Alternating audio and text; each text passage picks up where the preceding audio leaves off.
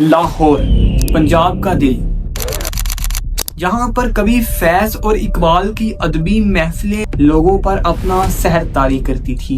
चोरीदा काफी नहीं तो मत इश्क पोशीदा काफी नहीं। जहां कभी मंटो के अफसाने हकीकत बयान करते थे। को बर्दाश्त नहीं कर सकते तो इसका मतलब ये है कि जमाना ही नाकाबिले बर्दाश्त है। जहां मुस्तनसर हुसैन तारड़ अपने दोस्तों के साथ आवारगी करते नजर आते थे।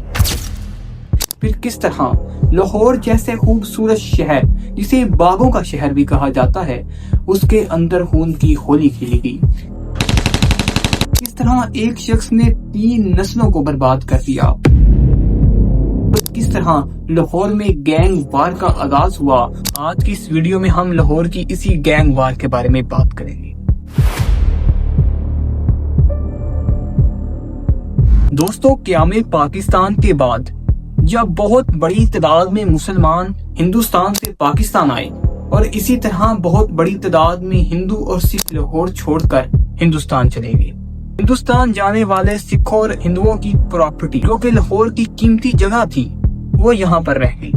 जिसके बाद लूट खसूट का एक ऐसा सिलसिला शुरू हुआ जो कई साल तक जारी रहा। उस वक्त असले का कोई इतना आम इस्तेमाल नहीं था, बल्कि वो शख्स जो ज्यादा ताकतवर होता था, जिसकी कद काठी बड़ी होती थी, वही उस इलाके का बदमाश और पहलवान कहलाता था।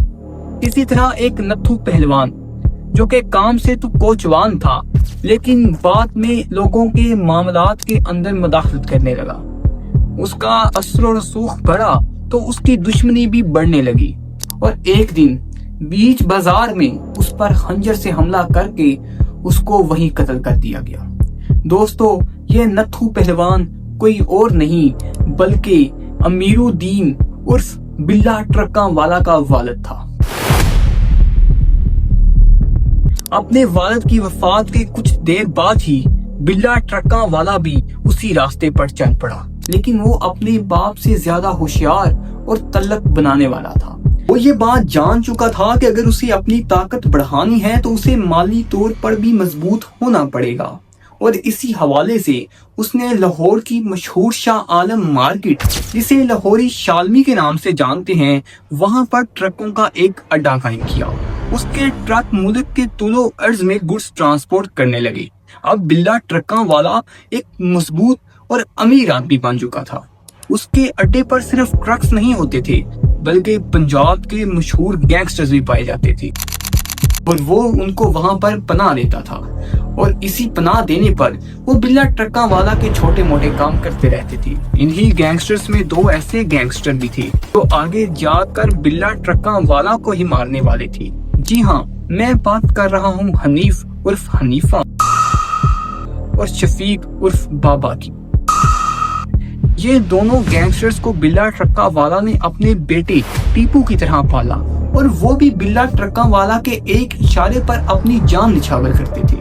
लेकिन फिर एक ऐसा वाकया हुआ जिसने इन दोनों के दरमियान इतने फासले बढ़ा दिए कि दोनों एक दूसरे की जान लेने पर आए। हुआ कुछ यूं कि एक दिन अकबरी गेट पर हनीफा बाबा और बिल्ला ट्रक्का वाला का बेटा टीपू 3 लोगों को कत्ल कर देते हैं। पुलिस इन तीनों के खिलाफ FIR दर्ज कर लेती है, लेकिन बिल्ला ट्रक्का वाला बहुत होशियारी के साथ अपने बेटे का नाम उस FIR से कटवा देता है, जबकि हनीफा और बाबा को तसल्ली देता है कि अगर वो दोनों इकरार जुर्म कर ली तो वो दोनों को जेल से छुड़वा लेगा। लेकिन होता उसके बिल्कुल बरअक्स है। दोनों को 7 साल की कैद की सजा सुनाई जाती है, और उसी दौरान एंट्री होती है बट ब्रादरान की, यानी गोगी बट और टीफी बट। ये दोनों जेल में हनीफा और बाबा को बिल्ला ट्रक्का वाला के खिलाफ भड़काते हैं, जिस पर ये दोनों बिल्ला ट्रक्का वाला के खिलाफ हो जाते हैं।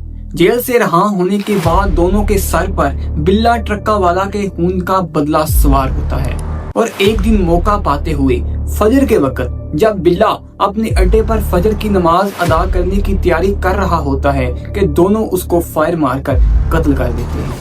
यहाँ से आगाज होता है टीफी बट, गोगी बट और ट्रक्का वाला के खानदान के दरमियान ऐसी दुश्मनी का जिसने आने वाले सालों में कई कीमती जानों को निगल दिया।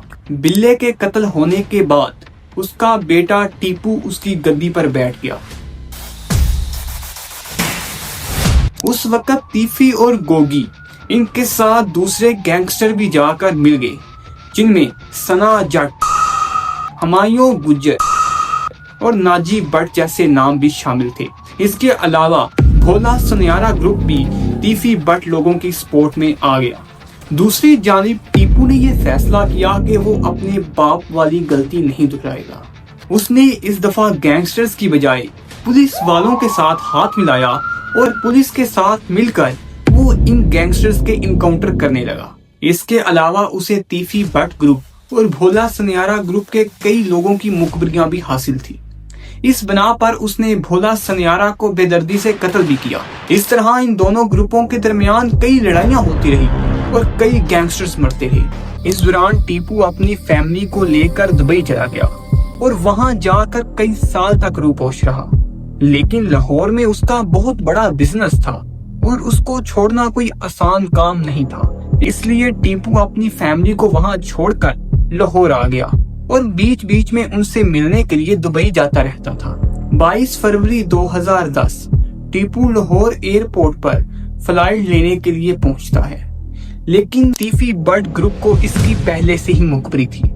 उन्होंने 5 लोगों को इस काम के लिए हायर किया था। इस काम के बारे में जब उन 5 लोगों को बताया गया, टीपू पहलवान का नाम सुनते ही उन 5 में से 4 लोगों ने उसे कत्ल करने से इनकार कर दिया, जबकि एक शख्स जिसका नाम खुरम इजाज भट्ट था, उसने टीपू को कत्ल करने का ऐलान किया और कहा कि उसने उसके भाई को बहुत बेदर्दी से मारा था, इसलिए वो अपने भाई का बदला उससे जरूर लेगा। टीपू ट्रक्का वाला एयरपोर्ट पर पहुंचा तो खुरम इजाज भट्ट भी वहां पर मौजूद था। उसको किसी न किसी तरीके के साथ एयरपोर्ट के अंदर पिस्तौल पकड़ा दिया गया। जैसे ही उसने टीपू ट्रक्का वाला को देखा तो उसने अपने पिस्टल से उस पर फायर करना शुरू कर दिया और वहां पर ही टीपू ट्रक्का वाला का खेल खत्म हो गया।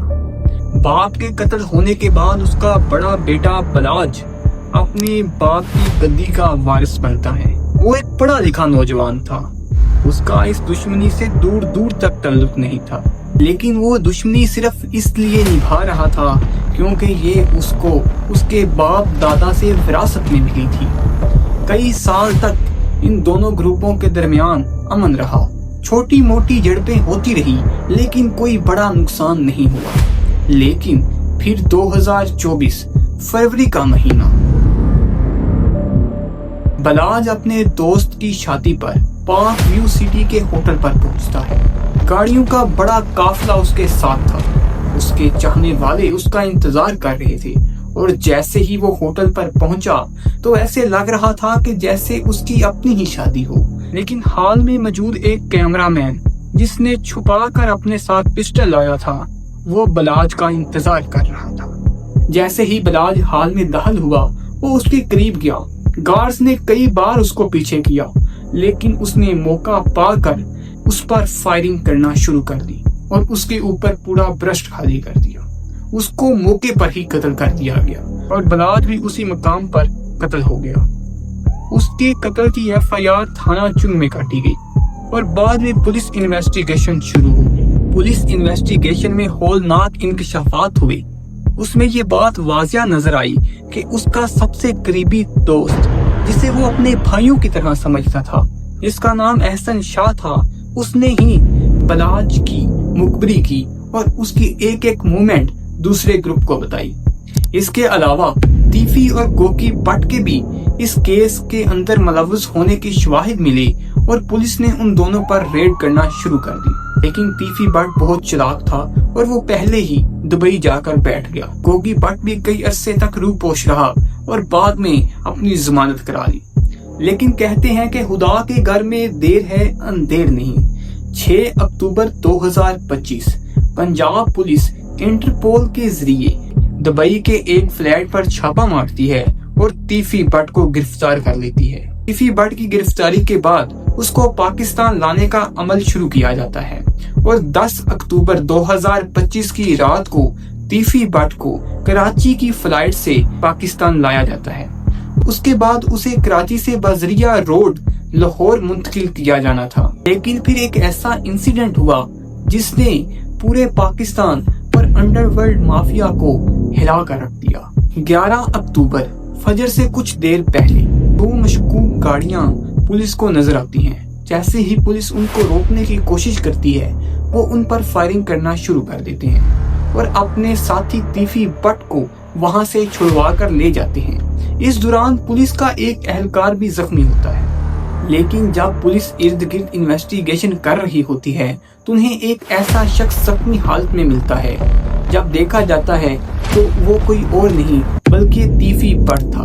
تیفی بٹ کو رحیم یار خان کے ایک ہاسپٹل میں منتقل کیا جاتا ہے، لیکن وہ زخموں کی تاب نہ لاتے ہوئے جان کی بازی ہار جاتا ہے۔ اس طرح پنجاب کے ایک ایسے گینگسٹر کا خاتمہ ہوتا ہے جس نے کئی نسلوں کو تباہ کیا، جس نے کئی قیمتی جانوں کو نگلا اور جس نے لاہور کے امن کو برباد کرنے میں کوئی کسر نہ چھوڑی تھی۔